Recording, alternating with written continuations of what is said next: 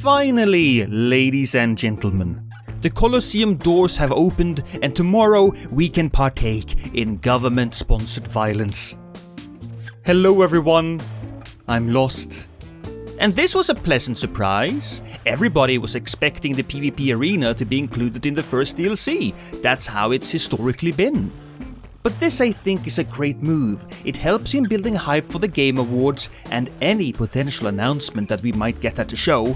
Quite frankly, it's pretty damn clear at this point that we will get the full DLC trailer at the Game Awards. Also, I never did think that it made too much sense having PvP arenas as part of an expansion, since it's such an important element for the community. A free update like this, it just feels so much better. But let's not walk around the porridge anymore. Yeah, that's a legitimate Norwegian saying, so let's just start breaking down the trailer to see what we can expect. The first clip we see is the standard 1 versus 1. Not too much information to glean from this, but they do manage to make it all look very epic. The man in the wolf armor though, he should get a better shield. The second clip is where things starts to get interesting. We will be able to use summons in PvP matches. I'm fairly confident when I say that this is probably its own game mode, separate from the traditional 1v1s, since it was showcased as a separate clip. Finally, we will be able to have those off-brand Pokemon matches that I have been dreaming about. Interestingly though, in the clips we saw the players fighting the summons and not each other. Does this mean anything? Probably not. It's probably just a creative choice from the trailer people. But it did make me think about how different Pokemon matches would be if the Pokemon fought the trainers and not the other Pokemon. Just imagine Ash Ketchum being eviscerated by a Charizard. I'd play that game. Do it, Nintendo!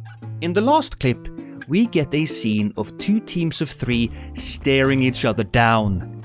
6-player matches are back. Oh, how we have missed them. This player count used to be the standard in Dark Souls 3, and it saw some pretty chaotic matches. I also think it stands to reason that we will get a 6-player brawl and 2v2s. It just makes sense if they do the other things. What we might not get though, but what would be hilarious, would be a 3v3 with summons. I'm just gonna let that sink in for a moment. That would be epic. This increase in player count though opens up an interesting question. Will we see the player count rise outside of the arenas? I don't think so. Don't get me wrong, I would be the first to celebrate my mistake, but this seems like too much to hope for.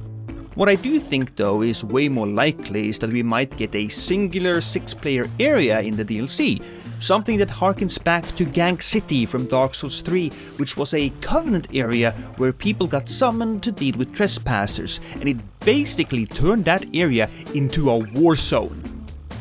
I never really visited that area much myself, but it was a great boon for the community and something that I think people look back at with fondness. And that's basically it, I suppose. Before we go to the end of this video, I just want to commend the guy in the trailer who's using the butt slam. It's not a great opening move for sure, but it does show some confidence. Thank you so much for watching this. Now remember to subscribe, or I will shank you in the throat. Kisses!